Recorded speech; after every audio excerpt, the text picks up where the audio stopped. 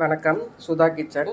நைட்டே தேவையான அளவு கடலப்பருப்பு எடுத்து களைஞ்சிட்டு ஊற வச்சுருக்கேன். திரும்பி இப்போ காலையில் களைஞ்சிட்டு எடுத்து வச்சுருக்கிறேன். இதை மிக்சியில் கரகரப்பாக அரைச்சிப்போம். இந்த மாதிரி பருப்பு தெரியாத அளவுக்கு கொஞ்சம் கரகரப்பாக அரைச்சிப்போம். அரைச்சதில் சாப்பரில் அடித்து சின்ன வெங்காயம் அல்லது பெரிய வெங்காயம் எது உங்கள்கிட்ட இருக்கோ அதில் ஒரு 200 கிராம் அளவுக்கு சேர்த்துக்குங்க. அதோட கொஞ்சோண்டு பெருஞ்சீரக பவுடர், அதாவது பெருஞ்சீரகத்தை மிக்சியில் அடித்து தூளாக சேர்த்துக்குங்க. இதுக்கு ஒரு அரை அளவு சால்ட்டு போட்டால் போதும். இதில் பொடியாக நறுக்கின ஒரு கொத்து கருவேப்பிலை, கத்திரிக்கோலால் நைஸாக வெட்டின கொத்தமல்லி தழை, நான் கிச்சனுக்குன்னு தனியாக கத்திரிக்கோல் வச்சுருப்பேன், அதை வச்சு நறுக்கி போட்டிருக்கேன். இது எல்லாத்தையும் நல்லா பிசைஞ்சிப்போம். தேவையான சைஸுக்கு உருண்டைகளை பிடிச்சி வச்சுக்கணும். அடுப்பில் ஒரு பணியாரக்கல்லை வச்சு அதில் குழியில் கொஞ்சம் எண்ணெய் விடுங்க. எண்ணெய் விட்டு நம்ம பிடிச்சி வச்சுருக்கிற இந்த உருண்டைகளை அந்த குழியில் எடுத்து வைங்க. அடுப்பை மீடியமாக எரிய விடுங்க. எல்லா குழியிலையும் வச்சாச்சு. இது செவந்த உடனே அப்படியே பிரட்டி விடுவோம். இது மாதிரி நல்லா செவந்து வந்த உடனே நாம் பிரட்டி விட்டு எடுத்து வச்சிடணும். எல்லாத்தையும் பொரிச்சாச்சு. இது அப்படியே ஒரு ஓரமாக இருக்கட்டும். ஒரு சட்டியை அடுப்பில் வச்சுக்கிங்க, அல்லது வானொலி இருந்தால் வானொலி அடுப்பில் வச்சுக்கிங்க.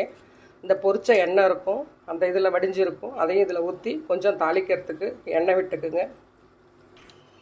எண்ணெய் காஞ்ச உடனே ஒரு அரை டீஸ்பூன் வெந்தயம், ஒரு அரை டீஸ்பூன் கடுகு தம்பருப்பு போட்டு தாளிச்சிக்கலாம்.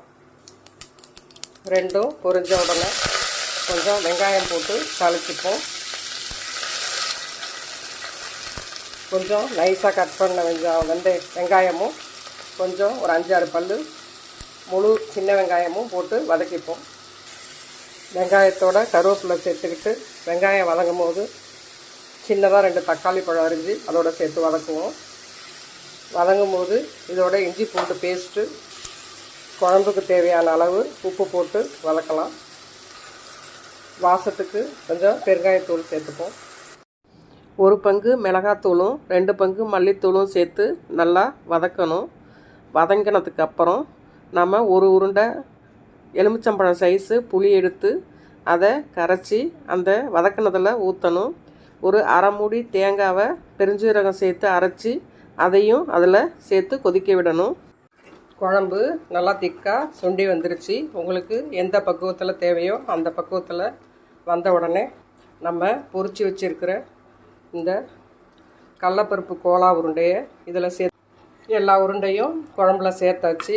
அப்படியே அடுப்பை சிம்மில் வச்சுக்கிட்டே இந்த உருண்டை குழம்போடு சேர்ந்து ஓரளவுக்கு வர அளவுக்கு வச்சுக்கிட்டு இருந்துட்டு நமக்கு தேவையான பக்குவத்தில் இறக்கிட வேண்டியதுதான். அவ்வளோதான். வித்தியாசமான சுவையில் பருப்பு கோலா உருண்டை குழம்பு ரெடி. இதை இட்லி தோசைக்கும் தொட்டுக்கலாம்.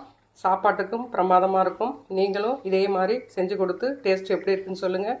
உங்கள் ஃப்ரெண்ட்ஸுங்களுக்கு ஷேர் பண்ணுங்கள், லைக் பண்ணுங்கள், சப்ஸ்கிரைப் பண்ணுங்கள். ஆல் பட்டனை கிளிக் பண்ணிக்கோங்க.